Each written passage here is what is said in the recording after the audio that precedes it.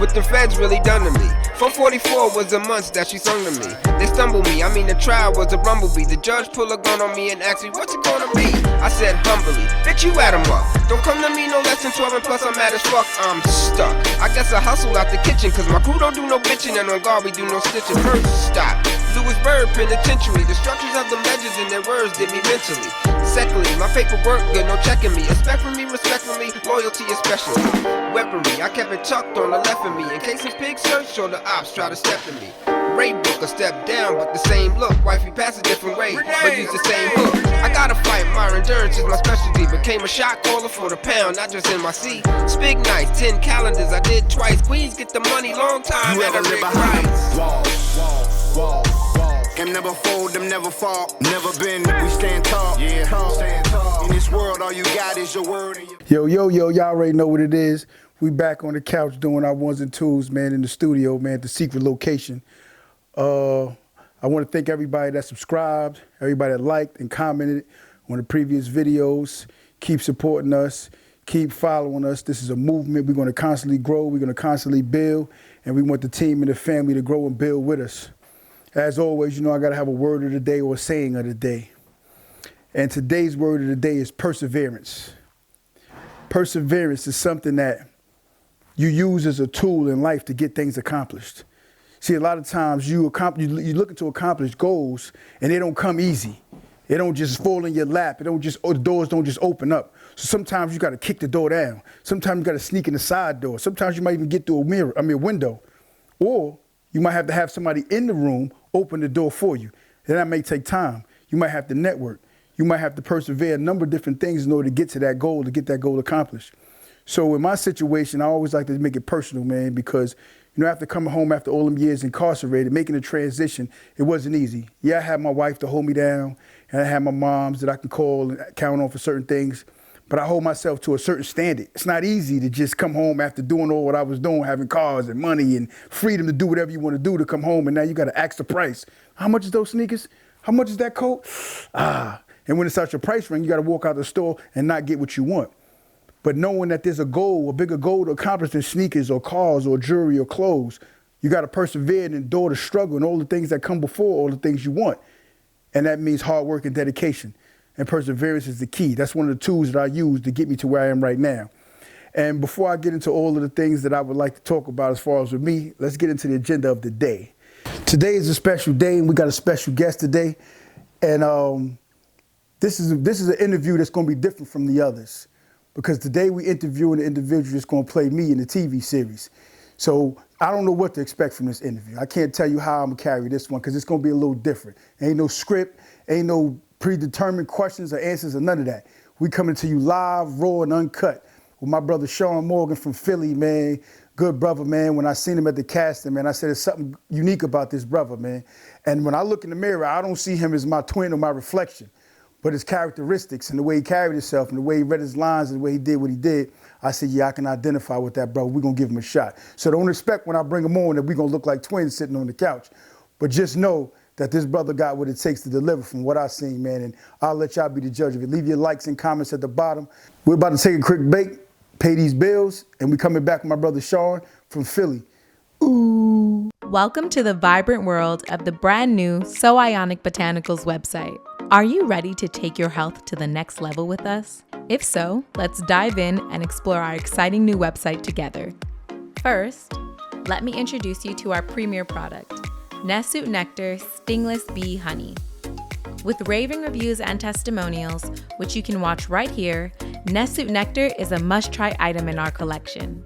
Next, unlock the ancient wisdom of nature with our sacred herbs, a unique collection of rare, powerful herbs sourced from the heart of Honduras and Mexico and designed to elevate your wellness journey. Scroll down to the bottom of this page to find our social media links. Make sure to follow us on all platforms to stay updated on our latest products and special offers. Now, let's head over to the product page. Click on products to unveil hidden treasures like Beefy Tea, a bitter crafted from over 10 indigenous Honduran herbs. Once you've made your selections, hop over to the cart and finalize your purchase to bring the best of nature into your life. Don't forget to check out our media page.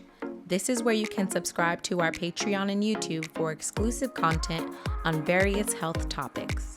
Curious about the brains behind So Ionic Botanicals? Head to the About page to meet our founder, KT the Arch Degree, and discover the passion driving our mission. Got questions or just want to say hello? Our contact page is just a click away. Reach out to us with any inquiries and we'll be more than happy to assist you. We are thrilled to have you here with us, and we sincerely appreciate your support and business. Thank you for choosing So Ionic Botanicals, and we look forward to helping you see the world more clearly. And we're back with my brother Sean. What's up? He came all the way from Philly to come sit down with us, man, and give us some of that good energy, man, those good vibes, man. And I'm going to let him introduce himself, man, and break down to the people who you are, man. What's up? My name's Sean Morgan. I'm from Philly. I'm a fitness trainer. I also do modeling. I did acting for like the last 12 years. I also be renting out cars on Turo. I'm trying to invest into another Airbnb. Those are basically my financial ways of income. And trying to box. I mean, I'm getting back into boxing a little bit. I'm trying to get me and my little brother, we trying to get a couple of fights for the end of the year. So, but that's later on down the road though. So, Okay. What made you get into boxing? I got into boxing when I was like 20, 21. It's just something that I think personally I just really wanted to do. My dad never signed us up for no self-defense classes, so I figured let me go to a boxing gym, probably give me more confidence, put a little more swag on me, teach me how to fight, and then I just took off with it. I just started training people, like amateurs, started sparring, and next thing you know, I'm like, this is something I like doing. Okay. Let me ask you this question. Most people ain't going to answer this truthfully. Was you ever bullied as a child? Nah, I was never. Actually, it was a part of time where I was bullied, but not. Yeah. I was a consistent bully. I was the one that fought the bullies, though. Okay. I was always Okay. tough. I'm about to say I was always the one Okay. that fought the bullies. Yeah. The reason why I asked that question is because you played me in the series, right? Mm-hmm. And there was a time when I was about 11, 12 years old, and I had a bully. And I didn't have a father figure in my life to tell me how to deal with the bully. So when I got tired of him bullying me around and pushing me, doing little stuff to me, now, mind you, I might have been in about 3rd or 4th grade or something like that, right? And growing up in a household with a mother, the emotion is always there, the screaming, the yelling, all of that. So I went and got me a kitchen knife. One of the little brown little kitchen knives with the ridges on it. I said, the next time he try to bully me, I'm going to poke him, right? Now, I ain't never poked nobody or stabbed nobody, but I done watched it on TV. I done seen it done many times. I know I can do it. And so I goes in the kitchen, put the joint in my book bag or whatever, and I'm off to school. All right, Mom, I'm going. I'll see you later. I'm walking around the corner to school. And when I get to the school and I see the bully, now I'm looking for him in a sense. Because now that knife gave me a sense of strength for authority. Confidence. Yeah. So I go looking for him. And when I see him, I'm like, yo, what's up? He was like, man, get out of here. I'm like, dang, he ain't gonna try me today? He ain't gonna do nothing? Maybe he know I got my knife. I don't know what it is, but he ain't trying me. And I'm standing there, I'm acting like, what's up? I'm grilling him like, yo, what's up? And he ignoring me. Or I'm just acting like I'm not even there. And I'm like, yo, man, what's up with this dude? Long story short, I got caught with the knife in my bag by the dean or whatever. Oh, man. Because I showed it to somebody, yo, listen, when he's trying to mess with me, whatever, I'm going to get him or whatever. So I wound up getting caught with the knife before I could even utilize it. And the reason why I say that is because as time went on, I learned how to fight. Slap boxing and wrestling, or anything you can use to defend yourself. So now there's something that I learned young because it was a survival tactic. It was something I needed. Having a weapon get you in trouble, then these are your best weapons. And if you know how to use them properly, you can't lose. Yep. But let me ask you this question. What brought you to the casting? What made you want to fill out to be a part of this Lost Boy TTO thing? So my man, Mr. G, this is my first time meeting him too. I've been talking to G since 2020, like during the pandemic. It was an issue of a friend of mine who was going through something, and I just actually went on his Instagram, DM'd him, and was like, hey, I got a friend, she got a little situation, you think you help us out? And he was like, oh yeah, try to do a 21-day fast. Long story short, it worked. We've been cool ever since. I sent him a pair of boxing gloves, we chat here and there, and I just happened to call him, like I think a week after my birthday, I called him, and I was like, yo, I know the wintertime coming up, with some herbs I can get into, with some detoxes. And he told me, he was just like, hey, yo, matter of fact, you still act? And I was like, yeah. He was like, yo, come to this Lost Boy interview. He was like, he's in New York. He said, we having casting like October 5th. And I was like, all right, bet. I said, I'll go there. And I was a little skeptical at first. I'm like, I said, it's last minute. I was like, I don't know how to get down there. But I said, forget that. I was like, G say come, just come. So I was like, all right, bet. So went there. called my man. He sent me the script. Called my man. He was like, "Yo, this is the bus that you don't know how to get down there." So he taught me how to the buses, the train station. Then one of my homegirls, Bathsheba, I'm gonna shout you out. My homegirl Bathsheba. That's right. If it wasn't for you, I wouldn't have made it through, because I'm downtown. I mean, I'm in the train station, FaceTiming like this. Yo, what train do I get on? What train? She's like, oh, go this way, go this way. So she helped me get through that, so I appreciate it. That's what's up. Shout out to Bathsheba. Bathsheba, Okay, yeah. okay. So she helped me get down there. Finally got there, met Mr. G for the first time. Remember, my first conversation with you was, you might not get a main role. You might be better as this. You might be better as that. And I was like, yo, I'll come here for Born King. I said, that's the role I was auditioning for. That's what I was rehearsing for. So I said, I'm leaving with Born King.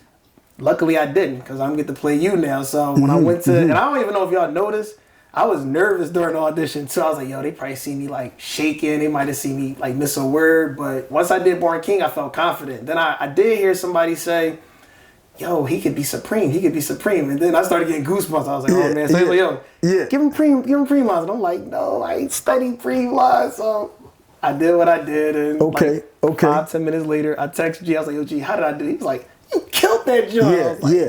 A lot of times when you're in front of the camera, it's a lot of pressure, unnecessary pressure. I get comfortable in front of the camera because I feel like this is where I belong, man. People need to see and hear what I got to say, man. My life story, my life journey and accomplishments is something I like to put on display. So I feel comfortable in front of the camera.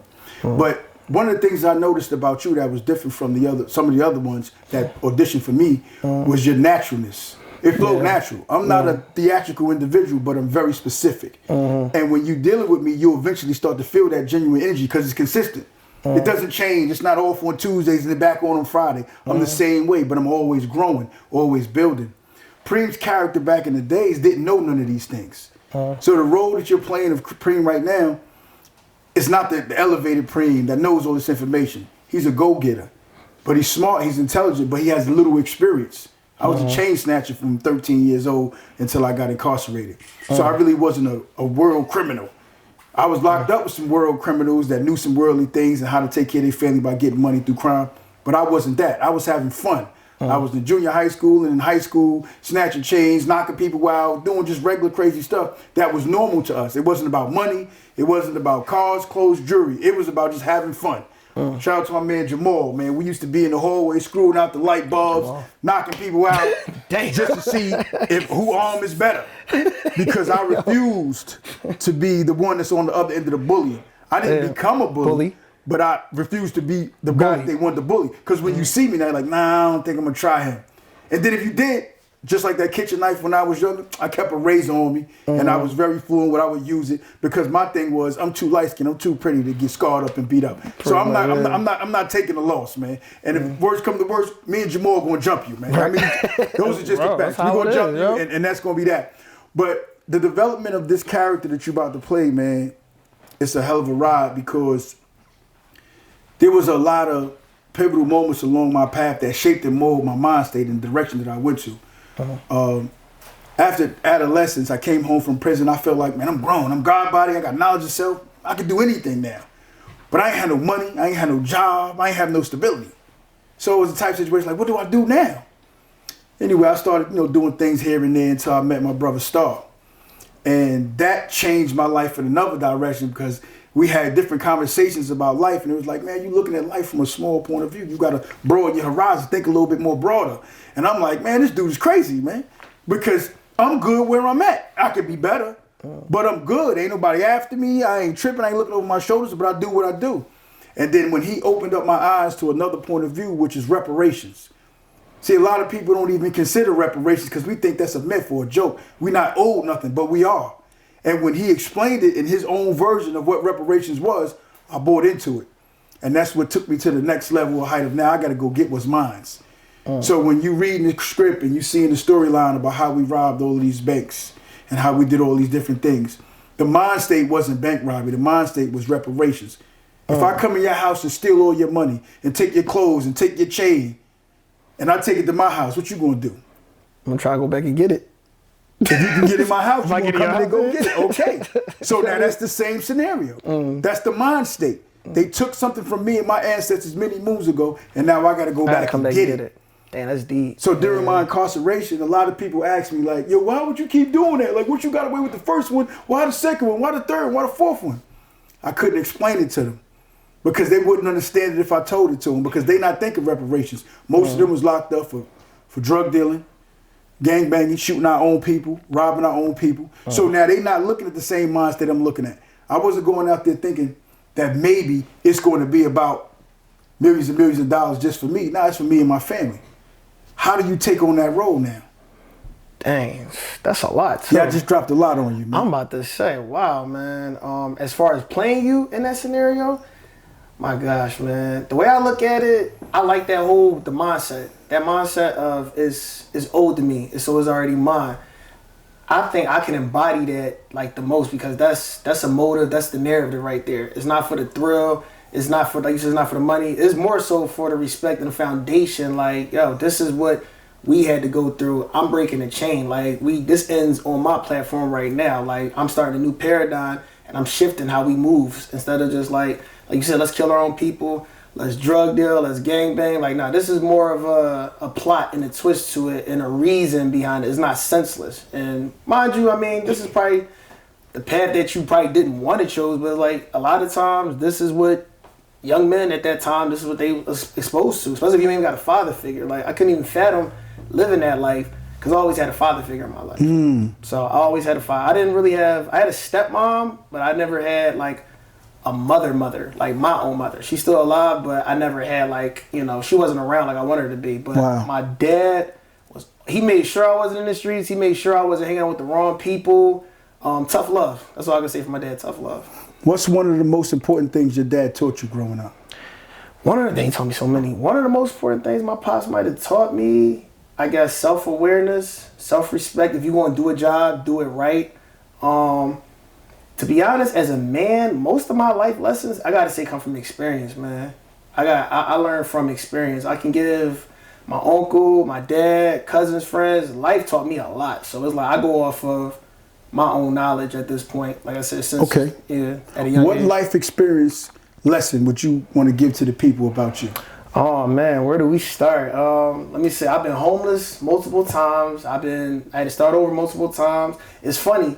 The day we went to go sign our agreement contracts, my transmission went. My transmission was jacking up while I was driving up to sign the agreement contracts, and that let me know, like, yo, something good about to happen, yo, because there's something in the way trying to stop you from getting it. Right. See, like I tell my brother all the time, I'm a go-getter, I'm a hustler, and what's for mine is always going to be for mine, and I'm not afraid to take chances, you know what I mean? Everybody got fear in them to a certain extent, but as I get older, I'm just fearing less in opportunities. But yeah, been homeless multiple times. I dropped out of college my senior year because I got put out my dad's house. Lost multiple cars. My first apartment I got evicted from. My first car note, it got repossessed from me. I lost both of those around my birthday, 2022, and lost my woman. So wow, that was the bottom pit, and it's like, all right, we can't do this no more. So but I never felt sorry for myself. I never got down on myself. I'm the type, my brother would tell you, I'm the type, listen, shed a tear, the next day we gotta get back to it. That's right. I don't do pity parties. I don't soak in emotion. I'm trained by my mentor to be like a robot. Like, listen, set a goal to the point where it's so strong, it's so emotional, you get emotionally attached to it. It don't matter what happened in the past, because that feeling, once you get to that goal, erases, eliminate anything that happened to you in the past. And I've always been that way. I'm just a straightforward dude, and I don't let nothing stop me. Perseverance. Absolutely. That's the word of the day. Absolutely. And you just broke that down in every sense of the word, man, and that's a blessing, man. Because in life, there's always going to be obstacles, and the harder it gets, the more you know you're getting closer to a breakthrough. You know what I mean? As far as the series is concerned, man, did you read your lines? You got everything down packed? Tell me what you think about the character Preme, man.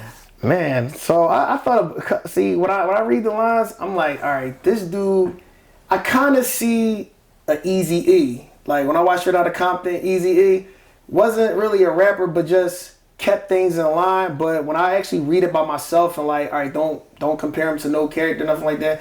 I see a general, I see a smart thinking man, and I see who he's strategic, but like I said, he also, I mean, I can't say he's like, what's the word I'm looking for? he'll take chances. He's not ruthlessly. He's like not blindly taking chances, but it's like, all right, this one's got to get done. And like the scene, I don't want to give it away, but with your man Star, like I see how when he asks you certain questions, he was testing your mental to see. I really want to see if he really trying to make money, because he giving me the answers that I don't want to hear right now. Like so, when he tells me the answers that I want to hear, I'm gonna put him in the game. But as long as he keep giving me these certain answers, I'm not gonna take him serious. And I get trained the same way. From boxing coaches, my financial mentor who put me on. Shout out to Daryl D. Ace Knows Credit. That's my mentor. Okay. Yeah, he put me on the Toro game. He put me on the Airbnb hustle. He showed me how to do credit repair, but it was baby steps. He didn't show me all this at once. He'll ask me a question. Yo, man, if you had $5,000, what would you do with it? Oh, I'd probably get a piercing. Then never mind. And it was like, yo, if you had $5,000 now that you broke and you ain't got nothing, you homeless, what would you do with it? Oh, I'll immediately go get a car and rent it out to somebody so I can have money every week, $250 a week. You know what I mean? Or I'll invest into an Airbnb, put a tenant in there, make sure I got money coming. So what Star did, I like it because he touched your mental, and when you was ready, that's when he put you in the game. Well, in real life, man, I was ready, but I wasn't ready for that. I woke up one morning and I wasn't ready for that. That wasn't what was on my mind. Getting money is getting money. We can figure out a way to get some money. For real. But now you talking about going to get some major bread from some people that don't have a short memory. Right. So it kind of changed the perspective. And I said, that was a turning point in my life, because now I'm looking at like, yo, am I bugging? Is this really happening? Like, nah, man, this dude is crazy. How did you feel in that moment? I know that gotta be intense, man. You talking about going in? Yeah, like for the first time. It was scary. Okay. But what I kept playing back in the back of my mind was, first of all, I was God body. I am God body, right? And so when he said, you gonna tell me them devils are smarter than you? And so now in my mind, I'm like, man, I'm super sharp. I'm the God Supreme, Infinite Reality, God Allah, 120 plus, all that. And now was the time to show and prove it. Yep. So when I'm going, I'm scared, because it's like, damn, am I hyping myself up for failure, or is this really what it is? Am I really owed this? Am I supposed to have this? So as I'm going in there, a number of different things is going through my mind. And I can't remember exactly what it was, because everything went blank once I got in and got to acting and got to moving. The fear disappeared. It was about getting what I had to get and getting out of there. It was survival. So I don't really remember what happened. I can't tell you exactly what it was. I just know how I felt. And I know how I felt coming out. I was even scared of coming out than I was going in. Because I got it now. I got it. You think, oh, I'm relieved, I'm good. No, now I got to get, oh, shit, I got the hot potato. I got to go. Whoa. I was more scared coming out. And I didn't start to calm down until I started to see the thing in my rear view. And we moving further and further away. I don't hear no sirens. I don't see no people. I'm like, wait a minute. TV told me bank robberies and shootouts. People get killed. People get car chases. Man, we slide and smooth away. Man, this dude might have known something. He might have really had something. And so as we sliding away, man, you just looking. It's not a whole lot of conversation. Everybody in their own head. So it's a lot of stares and shit that's telling the communication. It's like, yeah, we did that. We did that. And that's what encouraged me to keep going back to get more, man. Was it a thrill too? Was it like a thrill too? It was definitely a thrill to know that I'm getting what I'm supposed to get, and we executing a plan and it's working. That was the hard part. Hoping that everything go according to plan, because nothing ever goes according to plan. Nothing. And that's when your individual personality and character comes into play. You got to improvise.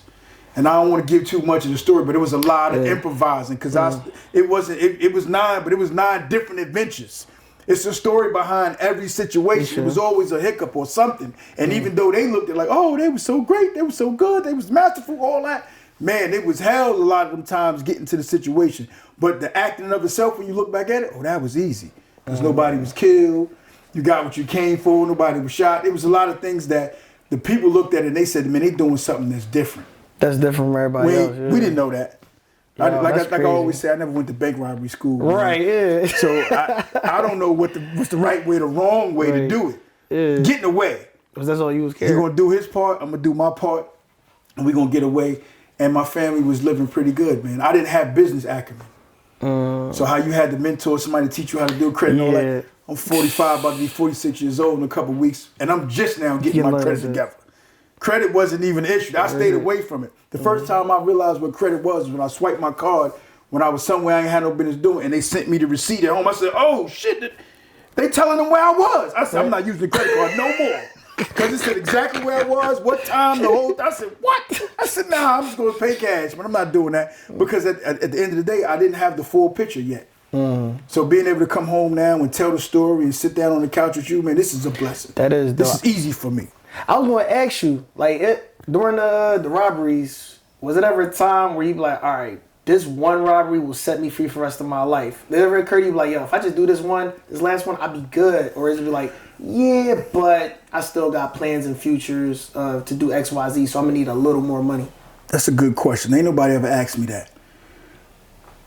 At some point, I would say after the second or third, it wasn't about getting away and I'm doing something wrong or none of that. It was a normal, natural thing. Yo, going time to work. Go? All right, going to work. Just like a construction worker goes to work, a boxer goes to train. This was normal. And I know what I'm doing when I'm not going to just shooting randomly and using drugs, getting high and bucking. No, this was strategic, calculated, everything they said it was. But I didn't look at it that way. I just looked at this is the normal way that we go get what we supposed to get, man. Did I have a goal or did I have a destination? Yeah, I would say probably everybody wanted $1 million back then. So yeah, I might have said when I got $1 million in the stash and I got everything I want, then I'm good. But it never was the time when I went in and seen all those bands like, oh yeah, this is the big one, I'm done. Like, man, this one is big. The next one might be bigger. You know what I'm saying? Yeah, and that's the thing. You're not thinking this is it. You're not even thinking for the next. You're thinking right now, get home, get away right now, make sure everything's secure. So yeah, I don't think I had one of those, man. That probably was my problem. I didn't have an end game. There's no end game. You just go into, because I'm nickel slick. Yeah. And my team is smart. So if we getting away, stop why? How many drug dealers you know was multi-millionaires who keep selling drugs over and over and over again? Right. No, that's true. It becomes normal life, man. So. And the funny thing is, I watch a lot of gangster flicks, like The Outpost Story, New Jack City, Scarface. I was just watching American Gangster, and there was a scene in there where Frank was I forget, he went overseas to get the coke. He was talking to the Asian, one of the Asian dudes, and he was like, "Yo, I'm gonna tell you something." He said, "Quitting while you're ahead is not the same as just quitting." And I think that registered something in Frank. It was too late at that point because he got knocked as soon as he got home. But it's like, I think that one moment is like, damn, yo, I am ahead. Why not quit now? But I know where y'all coming from. Like, quit for what? Like, why are we on a roll? That's like telling the best player on the team to stop shooting. He's scoring all the points. Like, why mess up the rhythm? So I get it, though. And to add on to that, when you think about an end game, you have to think about a beginning game. What I'm going to do now? Damn. Yeah, that's smart. You see what I'm saying? Yeah. I don't know business. I don't know investment. I don't know credit. I don't know none of that. I came from being in a state prison around drug dealers and robbers and murderers or whatever. So that's where I got my education. I came home with a bachelor's degree or associate's degree in crime. And I have knowledge of self. When you mix that together, Preme Dolla is born. So there is no letting the white man know what we doing, filing paperwork telling how much money we making or putting them in our business. That's contrary to getting the reparations. He already done robbed me. He ain't gonna rob me again. So I didn't think on that level. It wasn't until after I was incarcerated and met some international criminals on different levels that was taking billions and millions, that I was like, wait a minute. I was sitting here risking my life for this paper that don't mean nothing. This is dead. And when I started studying and researching what money really was, it was like, oh man, I gotta get out there and get a second chance. It's like you playing a video game and you got the hang of it and you realize when you made your mistake. Hold on, it's another man? Oh yeah, I got another one. Oh yeah, I'm gonna take this one real serious. Because I know what to do, I know how to win. And this game ain't as hard as you think it is, man. You just playing it wrong. So now that I learned how to play it, man, I'm here to win, man. And I'm glad you're here to take this journey with us, man. Nah, for sure. You got any more questions you want to ask me, man? Yeah, man. So I was reading some of the script, man, and like I said, I don't give too much away. I like how I like the character in terms of you so chill, but I feel like you got like a little mean side to you too. Like you chill, but like you said, you got a no tolerance side. Like the club scene where we about to go meet, I believe it was Meet the Star at one point. Some of the dialogue I was reading there, and I'm just like I said the whole time, I'm embodying this character. So I'm all trying out different ways.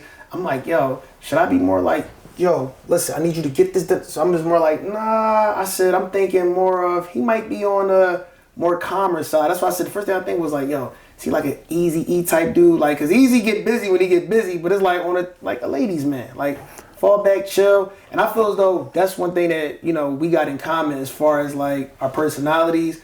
I'm chill, laid back, ladies man type dude. But like you said, we all got that flip side to us.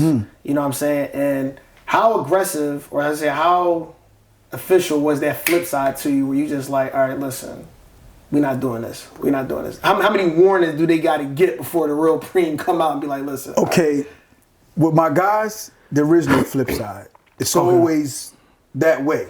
Yes, we debate, we go back and forth, but there is no flip side. Because once you're family, once you're part of the team, you locked in, there is no, oh, nah, I want to kill you, I want to shoot you, I want to hurt you. So the flip side is the ones that's in are in, the one that's out is out. And the way I treat you according to how you perform with me. And as far as being a ladies' man, it's a part of the story that that you haven't seen yet, where there is a ladies' man thing. I remember a time where Star and Spig had me on the phone, and I'm at the house with my wife. Not my wife now, but my wife back then, Mercury in the Mercury, series. yeah, Mercury. Yeah. And they called me, and he was like, yo, man, you know, think your pimp game is like that, your Mac game is like that? I said, my joint on point. I'm just laid back with wifey. But I'm on point. So Spig said, yeah, man, you got a lot of growing to do, youngin'. So he tested me, right? Now, my wife is sitting right there with me. Yeah, she right there. So I said, yo, Spig, I bet you I can bag your girls right now off this phone without leaving the house. So now, you know, this is Spig Nice from the Lost Boys. He got the girls. He got it all. I'm just the dude on the side block. He don't know nothing about Preme. Dollar. Star told him, yo, this is my man. Yo, he like that young boy. So anyway, he put me on the phone. And so I said, listen, I'm going to bag your girls in less than 10 minutes. So he like, man, no, woo.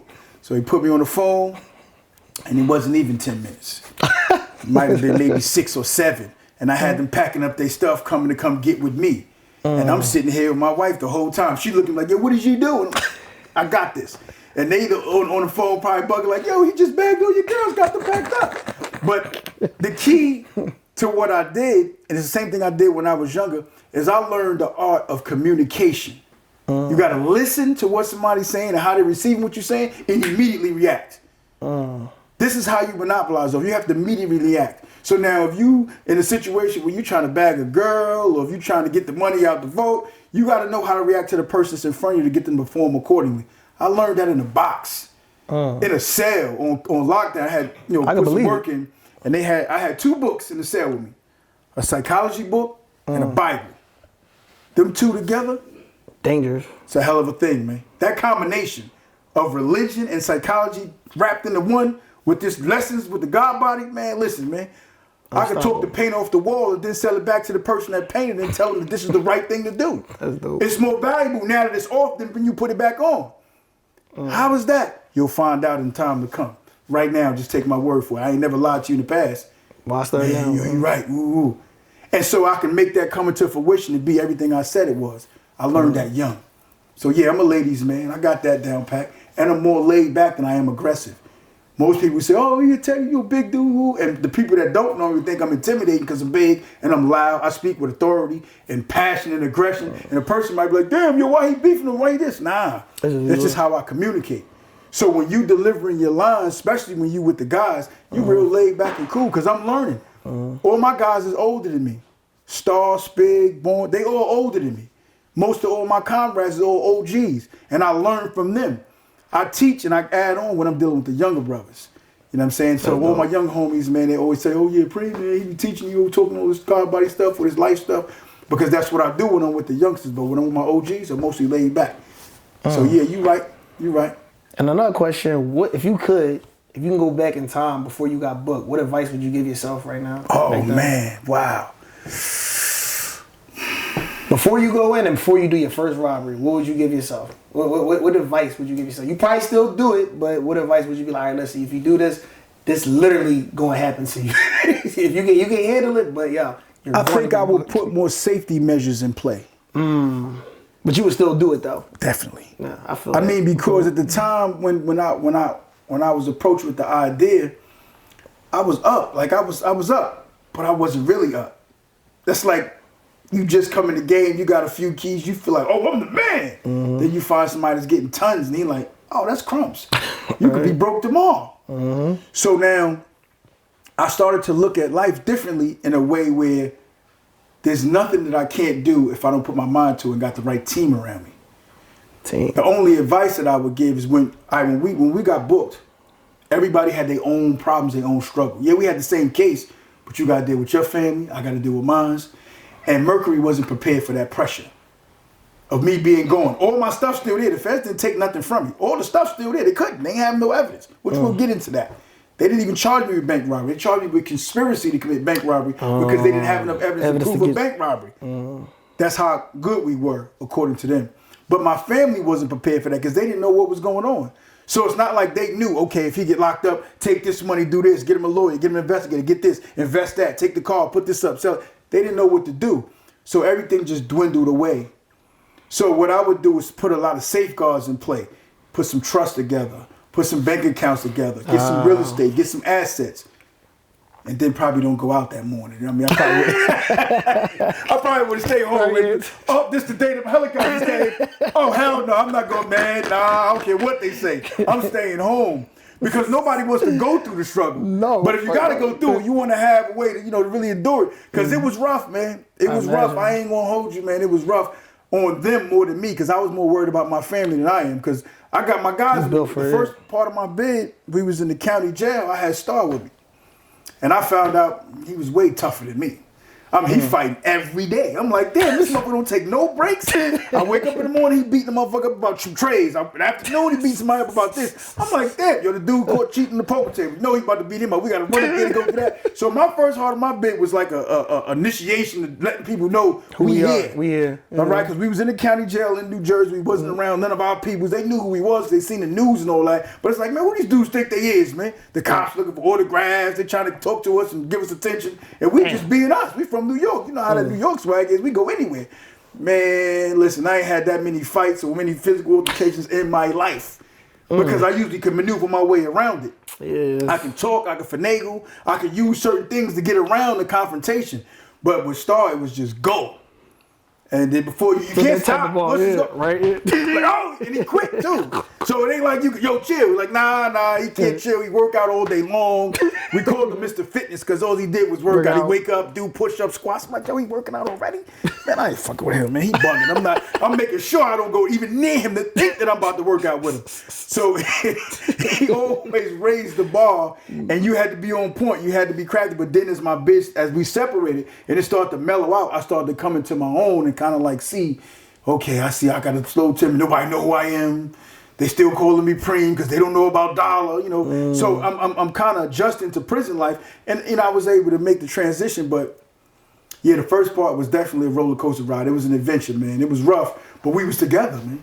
That do sound crazy, but sound fun too. Yeah, it was when you look back at the certain parts, because you take out this part, we had fun, we in there smoking. Yeah, but that's because the government just gave us 50 boxes of evidence and said, take that. And we like, what is this? This is nothing. Oh, but there's something in there. And then they just buried it in all this nothing. And now we got to stay up, smoke, and dig through it and find it. Now we became lawyers. We became investigators in that little cell because we trying to figure this out. They coming at us and we coming at you because we know y'all don't know what we know. Exactly. But the thing with the feds is they're very crafty. They are the psychology masters. They know how to play against you because they got intelligence. And what they don't have, they know how to go get it and turn it back and say, look what we got. You're like, wait a minute. Am I bugging to believe? Did I do this? And like, nah, it's all a smoke screen. Because when you call them up on it, they come with something else. That's why it took them so long to take us to trial. We was locked up April 16, 2002. We didn't go to trial till the following year. We put in for speedy trial every 90 days. No, we want speedy trial. Because we know y'all don't got it. Nothing. It's in our heads. And if you had the evidence, you would have took the stuff from it. You didn't. So our situation wasn't like a normal Fed case. They didn't come to us because they knew everything. They came to us to find out. And they counted on one of us telling. And nobody on the team told, man. That's solid. In a time where everybody was trying to tell, nobody on the team told, man. So, yeah, it's a lot, man, that you're going to see in this TV series, man. It's going to be different from anything you ever seen. We just got to get the right energy, right people to tell the story because it's not about bank robbery. It's about reparations and redemption, man. And I keep stressing those points because I don't want people to think, this is about to be another one of those shootout, gangbanging. Nah, enough respect to the people that's into that, but we had a different mind state. That's why we was able to get away so long. Never made America's Most Wanted. Never was on the FBI's radar to the point where they put it on bill. We got to stop these guys today. That's because we was in and out smooth and getting away from them time after time after time. And they hated that. Young black men.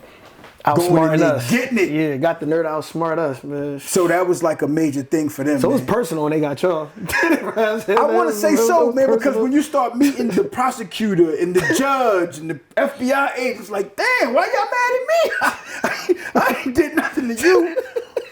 But it's a statement that has to be made. Yup. We are the big, bad, mighty government. And you guys got the balls to challenge us and think y'all can get away with it and stand up to us and not tell and not give us the money back and not fold and not confess. Shame on you. We're going to show you how we do those type of individuals. And we learned all the games they play, man. When they don't have the evidence, when they don't got nobody telling, they still find a way to get you. They manipulate, they cheat, they do what they got to do to win. So now learning from the feds, thank you, because y'all taught me a lot. Now I'm going to do the same thing. I'm going to play by the rules and make them work in our advantage. Now I can put some money in my man Sean's pocket. Oh, amen to that, all right? for sure. I went in the bank about 3 weeks ago, right? No pen, no paper, no nothing. I said, yo, I'm trying to get this car loan for my truck or whatever. Within 10 minutes, I left out of there with a check. Tens of thousands of dollars. And I ain't had to stick nobody up. I ain't had to rob nobody. They was anticipating me coming in there. And I walked up out of there with that check in my hand, looked at it. I had to take a picture. I had to call my code. He's like, yo, look what happened. I just came out the bank. No bag of money, no gun, nobody robbed. Look what happened. It blew my mind. And I'm still digesting the fact that I went up in there with just my presence and came out there with everything that I needed. And now, of course, I owe them people. Right. But I'm playing the game. Playing the game the and right I'm giving it back to them. Yep. And guess what they saying? Good job, Mr. Coleman. Great job. You're doing good. They send me messages on my phone. I'm like, well, goddamn. Because this is the part of the game I didn't see before. I see it now. And I like the fact that you seen both sides of the fence, yo. You did the illegal way, and they doing it the legal way. So you actually have a testimony like, listen, been there, done that, played it that way. I'm telling y'all, this is the right way to go. The good thing about this, man, is I'm still sane in my right frame of mind to be able to tell this story. Because this is a hell of a story. And like, even when I get with my guys and we have conversations, I'm the speaker. I'm the one you see. I'm the one you're going to always, but they are the ones behind me to give me the energy to keep going. Because if it's just me, I go a different direction. Because things don't go my way at a certain point, I'm like, man, I'm going somewhere else. Because I like to be in control of what's going on. But because I got a team behind me, it's like, nah, you got to work off their energy. And so I'm still learning. You know what I'm saying? You spoke about Mr. G. And we don't talk about Mr. G enough on camera because he's always behind the scenes and he's sitting back there with his little bald head and running the cameras and the lights and stuff. So we don't get to see him. But that character, man, I just want to take a few minutes to expound on him, man. He is a unique contribution to my team and to my crew. Right. Because he's been the same since the first day I sat down with him. When I first met him, and he told me, man, I'm not a criminal. I ain't did nothing. I've been this, I've been that. I'm like, oh, man, he ain't going to work out. I don't deal with squares too well. I don't deal too good with squares. Square dude, excuse me. Please, no smoke in my car. I'm like, what the? So I didn't know how to, let me see how we're going to deal with this guy. But his genuineness was constantly, it was there. And I'm looking from different angles. And then, Star's the master analyzer. He paying attention, checking everything out. So I said, yo, bro, what you think? What's up with him? He all right. Damn, that's all we got. He all right? No. He cool. I said, yeah, that's a good thing. Because if he was, he'd be like, something ain't right about him. I ain't figured it out yet. So he passed the test. That was the first test. The second test was my wife, which really should have been my first, but she never came out. She was pregnant at the time. And she listened to me talk to him on the phone a few times. And then I would look over at her like, yo, what's up? She like, yeah, I like that. I said, like what? He ain't really say nothing. I can't figure it out right now, but I like it. I said, all right, cool. So now moving forward, and I'm saying, it's going to be a lot of people that you meet in this game that ain't going to get that approval from Star or Wifey. They just not. So you got to watch them closely. You don't run from them. You got to watch them closely because they just don't fit. So everybody's not going to fit. G fits. And the fact that he told me that he worked with Dr. Sebi. Yes. Yes. We sat on the couch with a health guru, Scott Bernhard. Shout out to Scott, man. And he gave me a lot of insight on health things and things of that nature. But I got the guru that walked with Dr. Sebi right here with me. That's what I'm So saying. all the tools that I need and all the information I need, I can get it from my brother. I can say he's my brother now because he showed a brotherhood energy since we started. And my team can agree. And so in this game, man, like I said, man, you have to have a team. You have to have the right people beside you and around you. Everybody that comes is not going to stay. But the ones that do come, make sure it's a lasting impression they leave as far as good and positive energy. Yeah, for Now, sure. what that means is everybody's not going to give you what you want, but you may get exactly what you need. You see what I'm saying? That's word. Because this ain't about friendship. This is about business. But you make friends along the way when doing business, and also family. And shout out to G, man. Like Shout I out said, to G, man. G, Give it up for G. Clap it up for my man. I'm about to G, say, man. yeah. Good G, dude, man. Good energy, yo, listen, good vibes. G changed my life. Like I said, we know what he helped me with a friend of mine. Like I said, he responded to me on time. I just had the pleasure of meeting him this year. We've been talking since like 2020. Been genuine, thorough since day one. So yes, shout out to G. He helped bring it all together. He keeping me going does, on this man. path. Because I promise you, with all the ups and downs, with the behind the scenes stuff, with production and stuff, I would have been said, man, I'm done. Because my brain don't work like this. I'm For a different real. type of dude. I like things a certain way. And I need to be in control. I'm the one holding the gun. Now it's the pin. I got to be in control. But it's like, yo, just chill. You good. Just keep going with the flow until the It train wasn't stops. him. I said I wouldn't have made it to the audition. I wouldn't call him that day. I would never came to the audition. He would never told me about it because he was so busy. And I had him on Instagram at the time. And the guy behind the scene is usually the most important one, man. Yes. People don't see him and don't know him. But, Vlad TV type shit. no, not Vlad. He's definitely not Vlad. He got a whole different vibe from Vlad, but I get the spill. Is there anything else you want to hit before we wrap up?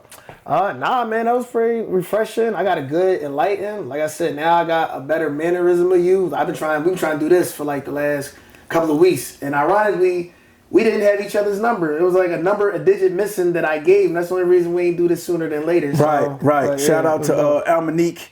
Me, Mercury, she connected Mercury. Mercury. So it's perfect. They already linked up behind the scenes. Yeah. And that's another thing I want to do when we start doing the rehearsals. Get y'all together so y'all get y'all vibes. All the pairs that's together. For sure. It was a beautiful energy, man. I appreciate you stopping by. Tell the Yes. people where they can find you at. Y'all can find me on Instagram at Shiz the Hustler. That's Shiz, D-A, that's Hustler with an A. I'm on Facebook, Sean Morgan.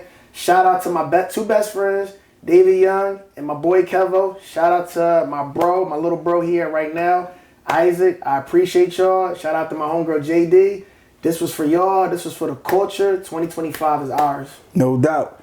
And we reporting live from the secret location, shout out to man. Preme, Dolla. TTO is in full effect, man. We want y'all to keep staying tuned, keep subscribing, keep liking. Put your comments at the bottom. I guarantee you we will not disappoint ever because this is a movement that can't be stopped.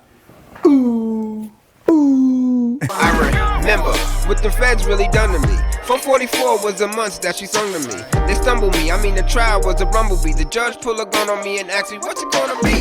I said humbly, bitch you add 'em up. Don't come to me no less than 12 and plus I'm mad as fuck, I'm stuck. I guess I hustle out the kitchen cause my crew don't do no bitching and on guard we do no stitching. First stop, Lewisburg Penitentiary. The structures of the legends and their words did me mentally. Secondly, my paperwork good, no checking me. Expect from me, respect from me, loyalty especially. Weaponry, I kept it tucked on the left of me in case a pig search or the ops try to step to me. Ray book a step down, but the same look. Wifey pass a different way, but use the same hook. I gotta fight, my endurance is my specialty. Became a shot caller for the pound, not just in my seat. Spig nights, 10 calendars, I did twice. Queens get the money, long time. You at ever a live Rick behind Rice. walls? Them never fold, them never fall. Never been, we stand tall. Yeah, stand tall. In this world, all you got is your word and your